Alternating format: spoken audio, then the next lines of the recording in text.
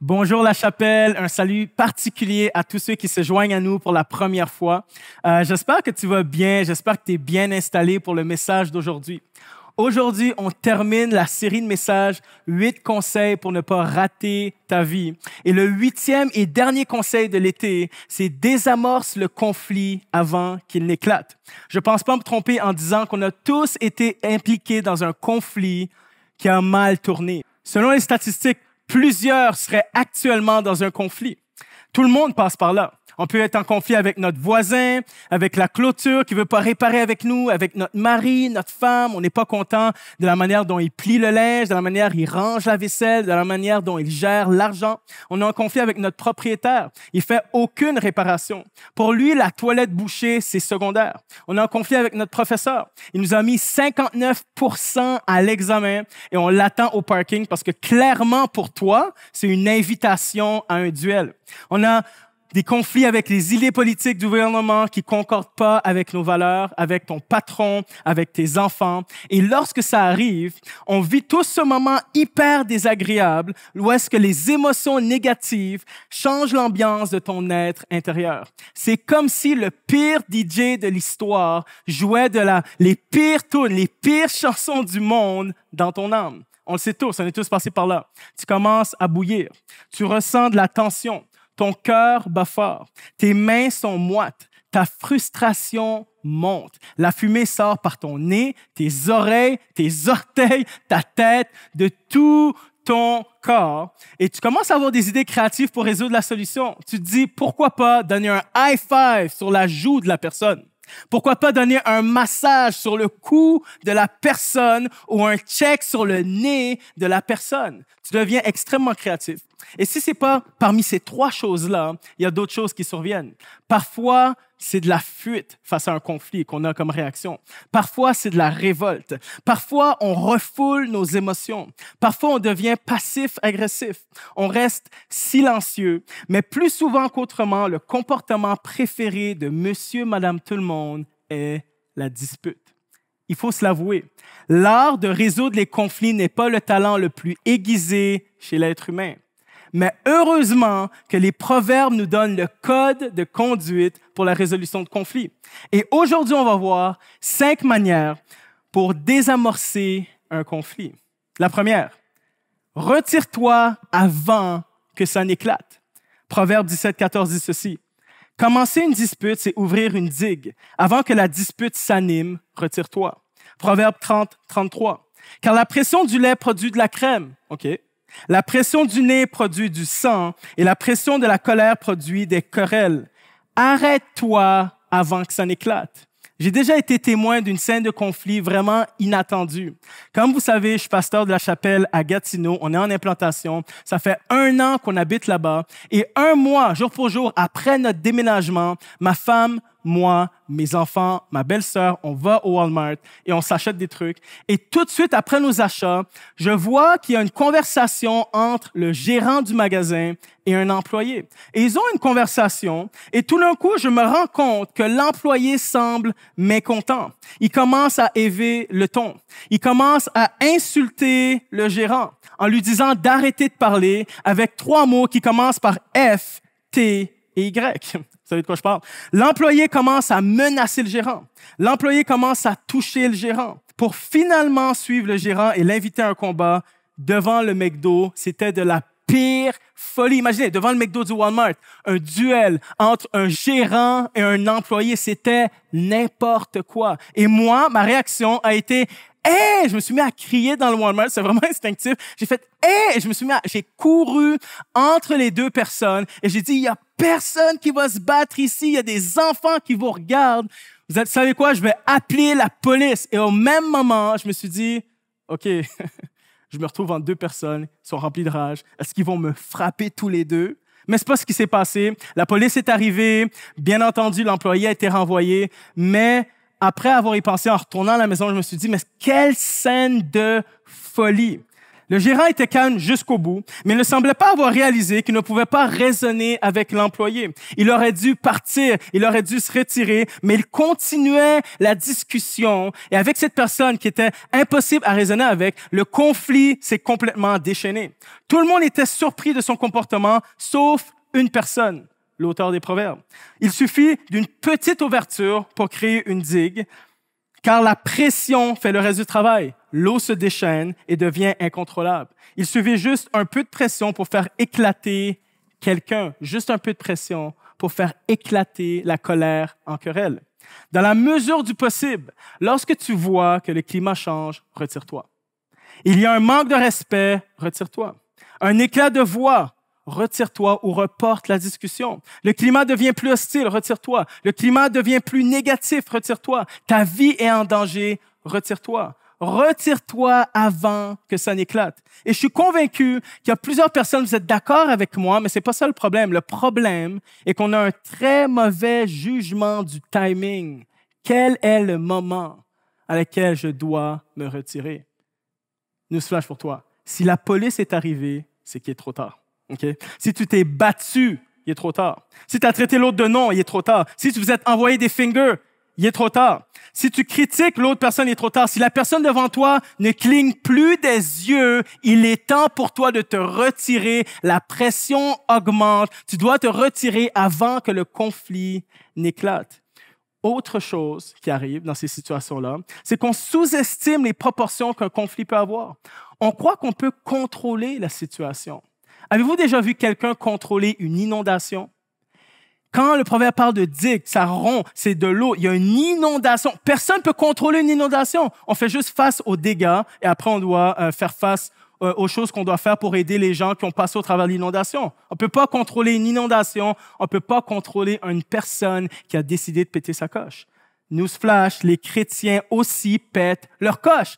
Par définition, péter leur coche veut dire s'emporter, se livrer à nos émotions, pas être conduit par nos valeurs, pas être conduit par l'esprit, mais être emporté dans nos émotions. Les chrétiens aussi sont des humains.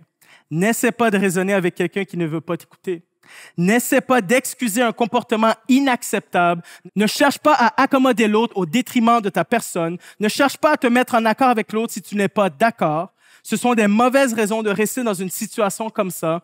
Retire-toi avant que ça n'éclate. Vous savez, il y a deux types de fuite. Il y a la fuite parce que tu as peur d'affronter les vraies choses. Tu as peur d'avoir une vraie conversation. Tu manques de courage. Tu t'imagines énormément de scénarios. Je ne parle pas de cette fuite-là. Je parle de la fuite lorsque tu as eu le courage d'affronter la personne. Tu as eu le courage d'aborder la situation, mais tu sais que la personne devant toi n'est plus réceptive ou tu n'es plus réceptif. Retire-toi avant que ça n'éclate. Deuxième manière d'agir pour désamorcer un conflit, garde la tête froide. Proverbe 15, 29 dit ceci. Celui qui est lent à la colère fait preuve d'une grande intelligence, tandis que celui qui s'énerve facilement proclame sa folie. Proverbe 15, 18. Un homme furieux excite des querelles, mais celui qui est lent à la colère apaise les disputes. Trop souvent, on réagit spontanément dès que quelque chose nous énerve. Le voisin fait du bruit. « Ah, je vais aller le voir. Il va connaître mon nom. Il va me regarder dans les yeux. » Wow! On pète une coche.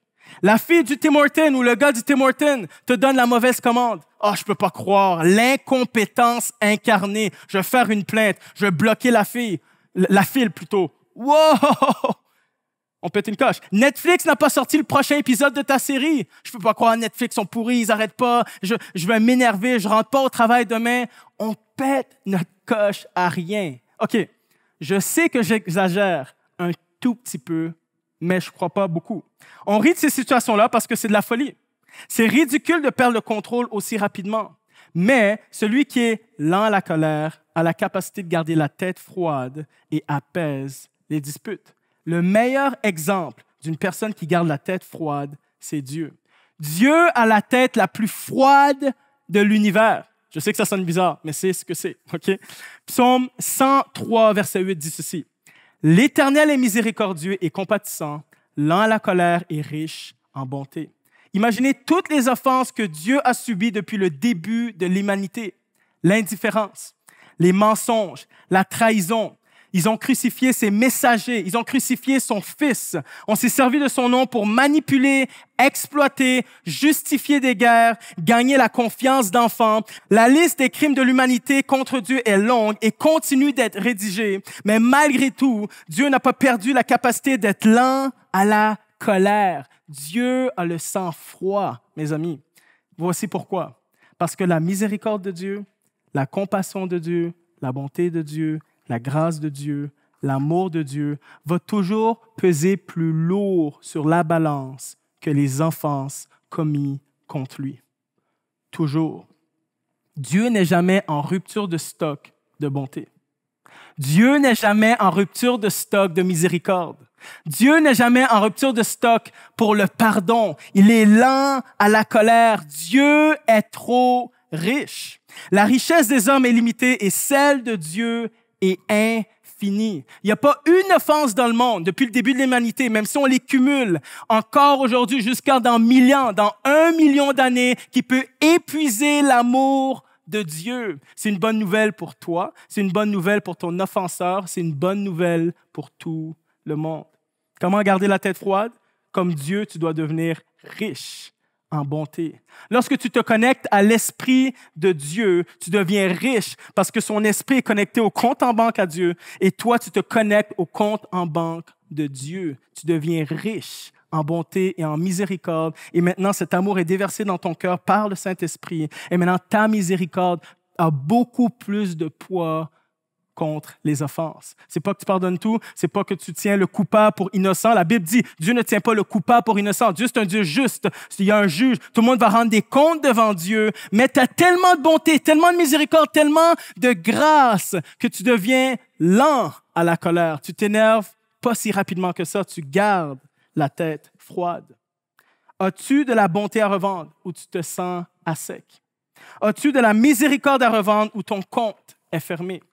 Es-tu plus riche en vengeance qu'en bonté? Si c'est le cas, demande à l'Esprit de Dieu de te remplir. Si c'est le cas, demande à l'Esprit de Dieu de renouveler ton cœur. Il est capable de te rendre lent à la colère. « Ah non, tu comprends pas, moi j'ai le sang chaud. Moi aussi j'ai le sang chaud. » Plein de monde disent qu'ils ont le sang chaud. Mais si tu as confiance en la puissance de l'Esprit de Dieu, si tu mets ta confiance en l'Esprit de Dieu, il est capable de te rendre lent à la colère. Tu es capable de garder la tête froide. Troisième manière d'agir pour désamorcer un conflit, parle avec douceur. Proverbe 25, 15, B dit ceci. Une langue douce peut briser des os. Proverbe 15, 1 dit ceci. Une réponse douce calme la fureur, mais une parole dure excite la colère. Dans notre monde aujourd'hui, qu'on pense douceur, il y a certains préjugés et idées fausses. Un homme doux, c'est quelqu'un de faible. C'est quelqu'un qui ne peut pas s'affirmer. On aime être en compagnie d'une personne douce, mais on ne veut pas le devenir. C'est pas pour nous.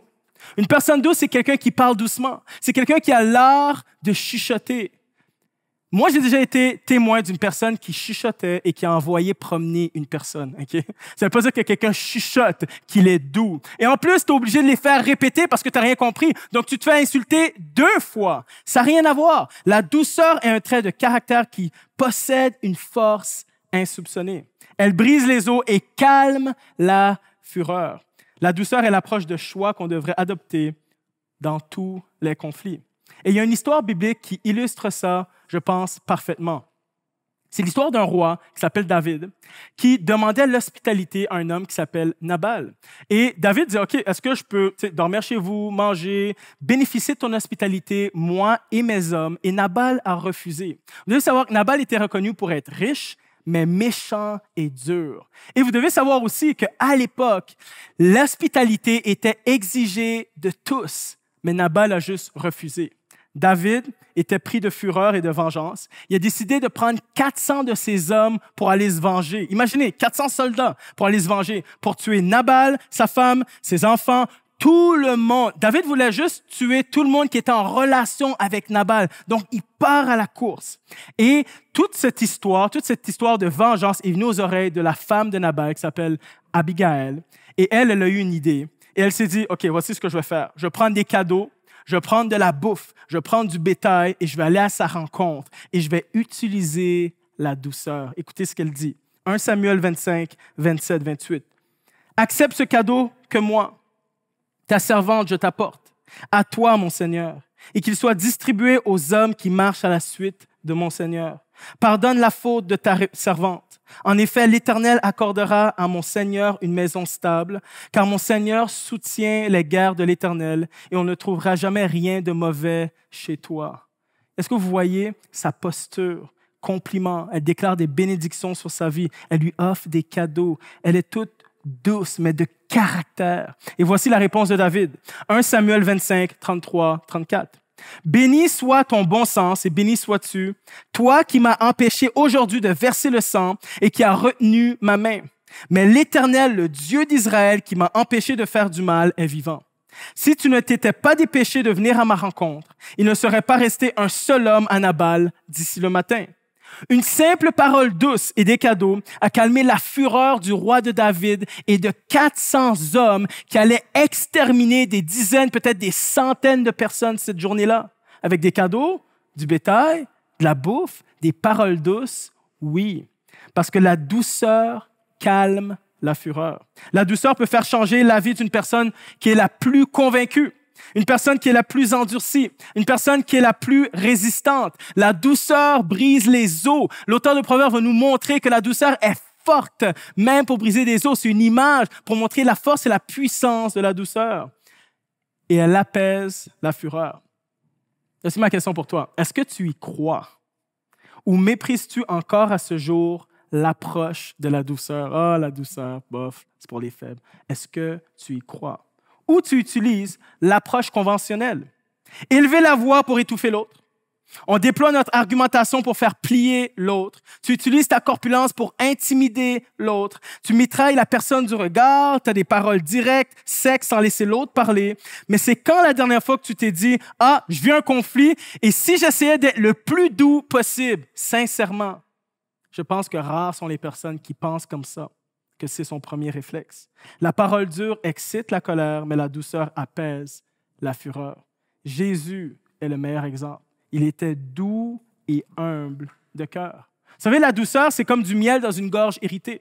La douceur, c'est comme de l'air climatisé dans une pièce qui fait 45 degrés. C'est tellement agréable que c'est extrêmement dur à résister. Je te défie, je te challenge d'utiliser la douceur dans ton prochain conflit. As-tu déjà essayé cette approche? Agir avec douceur. Quatrième manière pour désamorcer un conflit avant qu'il n'éclate. Mêle-toi de tes oignons. Proverbe 26, 17. Comme celui qui saisit un chien par les oreilles, ainsi est un passant qui passe la mesure dans une dispute où il n'a que faire. Un chien était considéré comme impur à l'époque des Juifs. Et pour la plupart des chiens en Israël, ils étaient considérés comme semi-sauvages. Donc, tu ne t'approchais pas d'un chien. Et si tu t'approchais d'un chien, tu lui tirais les oreilles, ben c'est sûr qu'il allait te mordre parce qu'il était considéré comme sauvage. L'auteur de Proverbes essaie de nous dire que ne t'approche pas des choses des autres, des affaires des autres. Mêle-toi de tes oignons. Il y a une limite que tu devrais respecter parce que si tu te mêles des choses des autres, tu t'attires des ennuis. Donc, se mêler de nos oignons nous évite d'aboutir dans des conflits qui nous regardent de pas. C'est simple, non? En fait, c'est pas si simple que ça. Où devons-nous mettre la ligne en ce qui concerne l'autre et nous? Où devons-nous mettre la ligne en ce qui nous concerne et la vie privée de l'autre personne? Les réseaux sociaux ont rendu ça extrêmement difficile. Aujourd'hui, tout le monde a une vie publique. OK, on commente, on observe, on suit. Il y en a dans ta famille, vous êtes habitués de laver votre linge sale en famille. Vous êtes juste habitués à ça. Il y en a, tu es dans une famille où est-ce que vous êtes habitués de laver votre linge sale en famille. Vous êtes juste habitués à ça. On met le linge sale de un et de l'autre. Il y en a, tu essaies d'intervenir dans une situation où est-ce que ton ami, ta belle-fille, ton fils se dispute avec son copain ou sa copine et tu te dis, OK, ben, à quel moment je peux intervenir ou est-ce que je devrais me mêler de mes propres oignons? Il n'y a pas si longtemps, on nous encourageait à la délation. Je veux dire, t'as jamais vu autant d'appels au poste de police. Moi, j'ai des amis qui sont policiers et ils me disent le téléphone sonne constamment. Donc, tu observais tes voisins. Donc, où mettre la ligne? Je pense, honnêtement, et je vais être honnête avec vous, je ne pense pas que la réponse à cette question est simple. Mais voici quelques pistes, quelques réflexions, quelques conseils pour vous aider. Premièrement, donne ton opinion seulement si on te l'a demandé. Sache que ton opinion n'est pas indispensable. Il y en a, tu aimes donner ton opinion sur tout. Tu n'as pas d'enfant, tu veux dire aux autres comment élever les enfants. Tu veux dire quelle voiture acheter. Tu veux dire quel resto manger. C'est toujours, c'est toi qui sais, c'est toi qui sais, c'est toi qui sais. Si les gens ne te demandent pas ton opinion, garde-la pour toi. Autre chose, interviens dans une situation si tu crois que la vie de la personne ou la sécurité de la personne est en danger. Autre chose, lorsque tu conseilles un couple, attends d'avoir les deux versions de l'histoire. Okay? C'est sûr que tu vas avoir un parti pris pour la personne que tu aimes, la personne avec qui tu es le plus proche. Et si tu n'arrives pas à avoir les deux versions de l'histoire, parce que peut-être c'est juste pas ton rôle, peut-être que la personne devrait aller voir un pasteur ou un médiateur, si tu n'arrives pas à avoir les deux versions de l'histoire, essaie d'outiller la personne à mieux communiquer à sa douce moitié. Tu fais juste les aider. Tu n'as pas à parler pour l'autre personne, tu l'outilles pour qu'il puisse communiquer de la bonne façon. Chaque situation est différente, donc pour le reste, voici ce que je vous conseille. Prie et demande conseil. Prie, laisse l'Esprit de Dieu te guider et demande conseil et l'Esprit de Dieu va te guider. 5e chose pour désamorcer un conflit avant qu'il n'éclate, c'est faire la paix avec Dieu. Proverbe 28, 25 dit ceci. L'homme insatiable suscite des querelles, mais celui qui se confie en l'Éternel connaîtra l'abondance. D'autres versions vont dire sera rassasié. Une personne insatiable est une personne qui n'est pas en paix avec elle-même parce que les désirs de son âme ne sont pas rencontrés. Et quand tu es en conflit avec toi-même, tu cherches un prétexte de générer un conflit avec quelqu'un. Est-ce que tu te reconnais? Tu es en dispute avec ton ami, ton frère, ton voisin pour une raison X, mais le problème n'est pas vraiment le problème. Le problème n'est pas extérieur, il est intérieur. Quand ton âme a soif et que rien ne semble étancher sa soif, tu génères des conflits. Vous savez, c'est comme ça avec la faim. Je suis sûr. Combien d'entre vous devenez bougon, irritable, frustrant, vous vous engagez dans un conflit lorsque vous n'avez pas mangé le matin? Combien d'entre vous? Combien d'entre vous lorsque vous n'avez pas eu votre café? Tout d'un coup, tout le monde devient un ennemi. Lorsque ton âme n'est pas comblée, le monde devient ton ennemi. Pose-toi la question, pourquoi suis-je réellement en conflit? Sincèrement. Parfois, tu crois te battre pour une situation légitime, pour ton travail, pour un salaire, pour de la reconnaissance, pour tes droits, mais même lorsque la situation se règle, tu te retrouves dans une situation de conflit. Le conflit ne quitte pas ta vie. Pourquoi? Conflit à l'intérieur. Il y a un conflit à l'intérieur de toi que seul Dieu peut apaiser. Si tu fais la paix avec Dieu, tu vas être capable de faire la paix avec toi-même. C'est tout le message biblique. Dieu a envoyé son Fils sur la terre pour vivre une vie parfaite qu'on ne pouvait pas faire. Il est mort sur la croix, sacrifié à la croix à notre place. Alors que nous étions coupables, il était innocent pour porter les péchés de l'humanité sur lui. Il est mort, il est ressuscité pour nous donner une nouvelle vie afin que quiconque croit en lui ne soit jamais séparé de lui pour l'éternité. Le but de Dieu était de nous réconcilier avec lui-même. Alors que tu te réconcilies avec Dieu, tu es capable de te réconcilier avec toi-même. Tu veux arrêter d'être une boule de nerfs, quelqu'un qui cherche et qui génère des querelles. Fais la paix avec Dieu. Accepte le pardon de Dieu pour ta vie et laisse l'Esprit de Dieu te guider pour les prochaines étapes. L'amour de Dieu étanche la soif de l'âme. La présence de Dieu étanche la soif de l'âme. Fais la paix avec Dieu pour être en paix avec toi-même. Laissez-moi prier pour vous. Seigneur Jésus, je te prie que tu nous aides à être des artisans de paix. Je te prie qu'on puisse t'imiter. Je te prie qu'on puisse garder la tête froide, qu'on puisse parler doucement, qu'on soit sage dans les situations, que tu nous remplis de ton Saint-Esprit, qui nous remplit de miséricorde, de bonté, d'amour et de grâce. Saint-Esprit, aide-nous parce que humainement, c'est impossible, mais par ta grâce, tout est possible. Et Seigneur, merci de remplir maintenant chaque personne par ton esprit qui désire être en paix avec toi et de commencer une vie nouvelle avec toi. Dans le nom de Jésus, Amen. Amen. Si tu veux poursuivre ton cheminement spirituel, n'oublie pas de nous écrire à bienvenue@lachapelle.me. On veut vraiment t'accompagner. Et maintenant, poursuivons avec un temps de louange.